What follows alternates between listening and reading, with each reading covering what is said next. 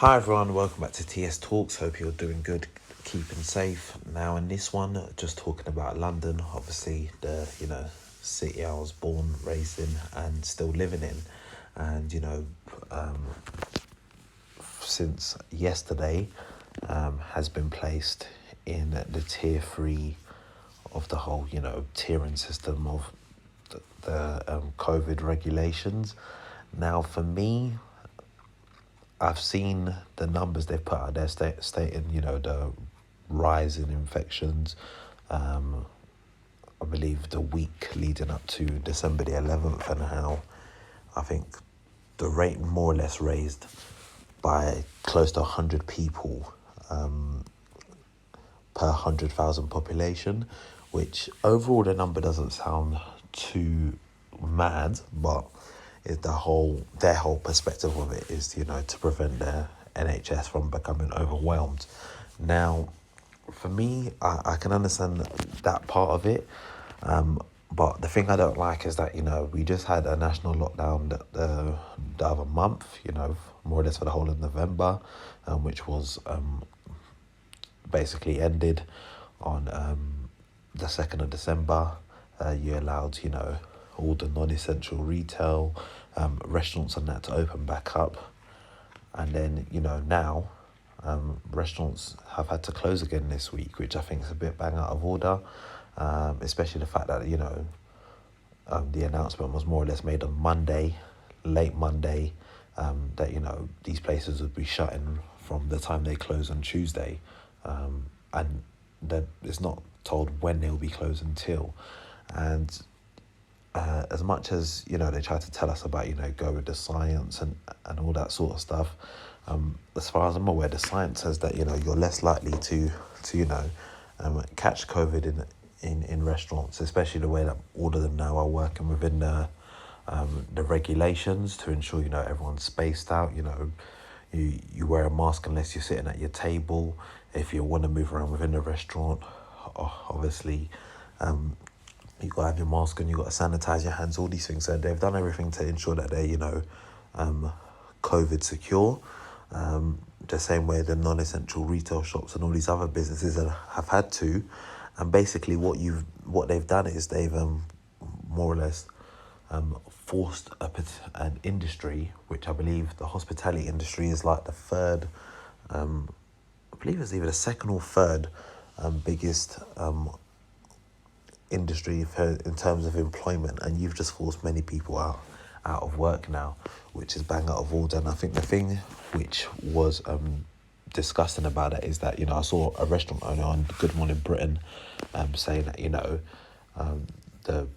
they're a restaurant, they have to do food prep and these sort of things. You can't just say, oh yeah, well from Wednesday this is what's going to happen. They've lost a lot of money now based on the intake from customers they're not going to get. Obviously for a lot of the products is food waste, food goes off.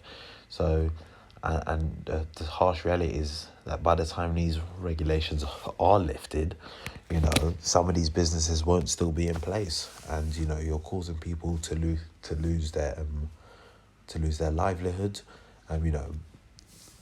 No offense, but companies such as like Nando's and that, I'm obviously they're probably feeling it financially, but they're not hurting as much as someone that's got like their family restaurant, which they may be just getting by every month, and now this has come along and it's really screwed them. And this is why people tend to get mad with the government and stuff, because you see all of this stuff and then you're like, okay, these people are going to be put out of work for this period of time and whatnot, and all these people that work in this industry do their best to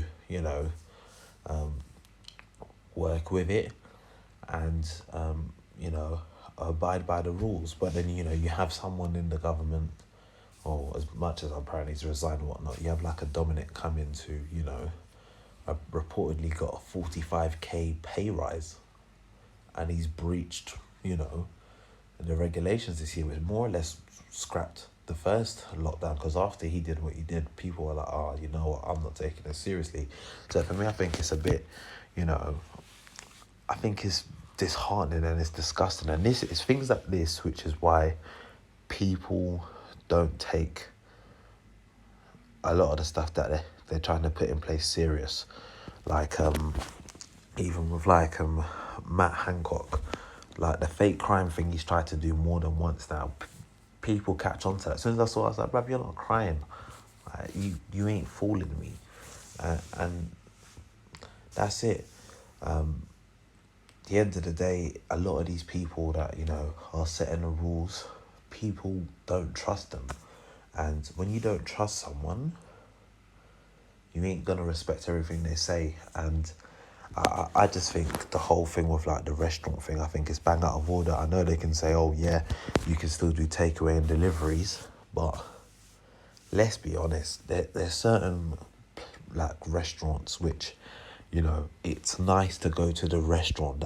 The atmosphere and stuff as the restaurant is nice. You know, it's a, you know, okay, oh, you know what, I'm going to go out to this restaurant on Saturday afternoon, evening. It's going to be a nice evening.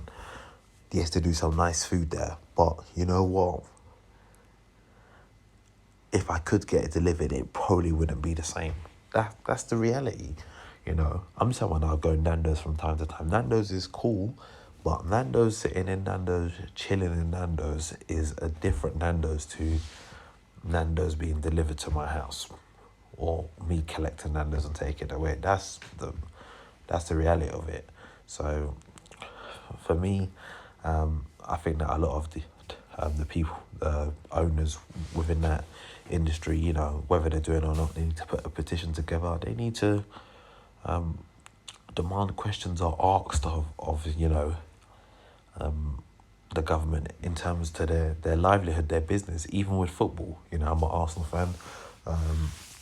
You know, I'm still proud to say, although, you know, at the moment, currently in a terrible place, but, you know, the stadium holds 60,000 people. Just the other week, they was allowed to have 2,000 fans back, and then on Monday, they were notified that for the game on Wednesday, oh yeah, because London's going into Tier 3, you can't have no fans. At the end of the day, all these other places are allowed to stay open as long as they're COVID secure. You can ensure a football ground is COVID secure. You know, the people have to sanitize their hands when they come in. You know, you can do the temperature checks. They got to wear a mask. You know, there's distance in their seats. I don't see how, you know, people can still go Primark and go shopping and you know, be in a long queue at Asda and all these other supermarkets, and, you know, be in the packed supermarkets, be in Primark, which is packed up. You know, even on the transport, like the transport is, you know, it's not back to its full pre-COVID peak, but it's getting there, especially on the underground. So you can do all of that, but you can't go and watch football because of the Tier 3. Like, it's not even a Tier 3. I don't even know what it is. Like, most things are allowed to be open except for, I believe it's like theatre, bowling alleys, casinos, and restaurants, bars, clubs. To me, that sounds like an agenda against certain businesses. I can understand clubs because, you know, it's like you're just, you know, most people go clubs, you know, get wasted and, you know, turning up. That I can understand. But the restaurants one, I don't get it. The bowling alley one, I can kind of get it because obviously you got to, you know, handle the ball, all that sort of stuff. Cool. But there has to be ways that these businesses are able to prove they can be COVID secure to ensure that they, you know, they're able to continue running their business so that they can profit and make an earning. So, yeah, that's my thoughts on it all. I'd be grateful to get your thoughts on it in the comment section below. And if you haven't already done so, go hit that subscribe button now, and I'll catch you next time. Peace.